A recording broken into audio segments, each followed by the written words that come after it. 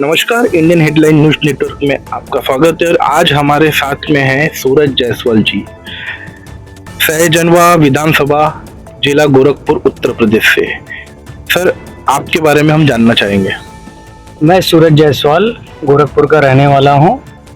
व्यावसायिक फैमिली से आता हूँ, लेकिन पिछले 5 साल से मैं समाज के कार्यों में व्यक्त हूँ और मैं राजनीति में भी 5 साल से मैं सक्रिय हूँ। और अभी मैं सहजनवा विधानसभा जिला गोरखपुर से चुनाव की तैयारी कर रहा हूँ।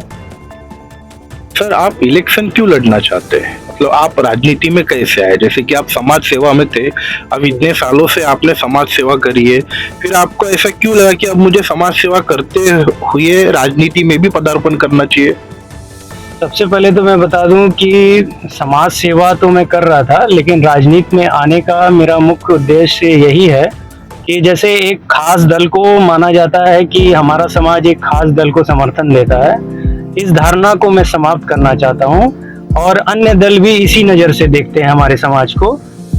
तो मैं ये कहना चाहता हूं कि उस धारणा को ख़त्म करने के लिए ही मैं चुनाव लड़ना चाहता हूं और अपने समाज की ताकत को दिखाना चाहता हूं कि अगर हमारा समाज को आने वाले समय में उपेक्षित रखा गया है और आज भी उपेक्षित रखा जा रहा है, इस वजह से मैं अपने समाज की ताकत को दिखाना चाहता हूं। अभी हमारे समाज की बैठक हुई है, जिसमें प्रदेश के 90 वैश्य समाज बाहुल क्षेत्र पे अपने प्रत्याशी बैठक में तैयार हुए हैं, चुनाव लड़ने का साहस किए हैं और अभी कुछ नामों की घोषणा हो गई है, जिसमें आपके बनारस से, दक्षिणी से रमाकांत जायसवाल जी की घोषणा महासभा ने की है। गोरखपुर ग्रामीण से डॉक्टर संजय जायसवाल की घोषणा हुई है।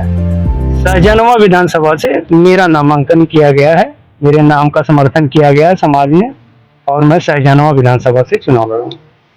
सर, आप बोल रहे हो कि कोई एक विशिष्ट एक दल ऐसा है कि जो किसी विशिष्ट मतलब समाज को समर्थन करता है, तो सूत्रों के अनुसार से पता चला है कि आप भी किसी दल से पास्ट में जुड़े हुए थे, फिर उसका क्या हुआ? सर, मैं जुड़ा तो था, लेकिन कुछ वैचारिक मतभेद हैं, जिसको व्यक्तिगत कारण भी कह सकते हैं, लेकिन हमारा व्यक्तिगत संबंध आज भी उस पार्टी से है, लेकिन मैं उस पार्टी को त्याग पत्र दे चुका हूं। इस समय मैं निर्दल प्रत्याशी के रूप में सहजनवा से ताल ठोकूंगा। सर, हमें एक बात बताइए हमारे चैनल के माध्यम से कि आप अपने समाज की उपेक्षा क्यों महसूस कर रहे हैं?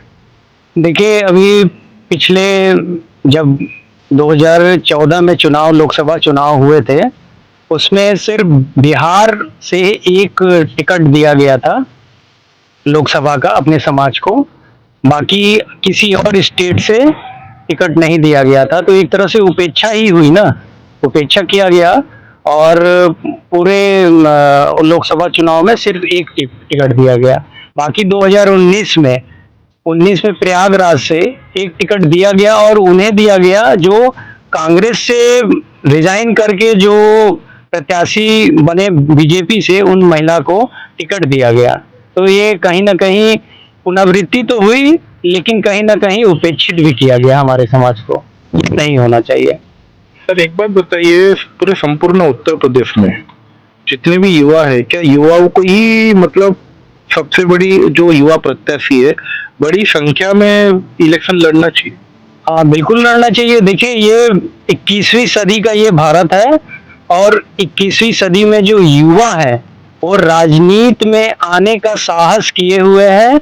और अभी हमारी समाज की जो बैठक हुई है, उसमें ज्यादातर प्रत्याशी जो भी है सब युवा ही हैं। और इस बैठक में अभी जो घोषणा हुई है, 3 नामों की घोषणा हुई है। 90 वैश्य बाहुल वो क्षेत्र है, जिसमें हमारे समाज की जनसंख्या सबसे ज्यादा है। और कहीं ना कहीं और भी दलों को, ये क्षेत्रीय दल हो या नेशनल पार्टी हो, उनको कहीं ना कहीं ये सोचने पे मजबूर कर दिया जाएगा। देखिए, हक मांगने से नहीं मिलेगा, अब हक इस युवा को छीनने से मिलेगा। उस हक को छीनने की तैयारी पूरा हमारा समाज कर चुका है और इससे सरकार को झुकना पड़ेगा।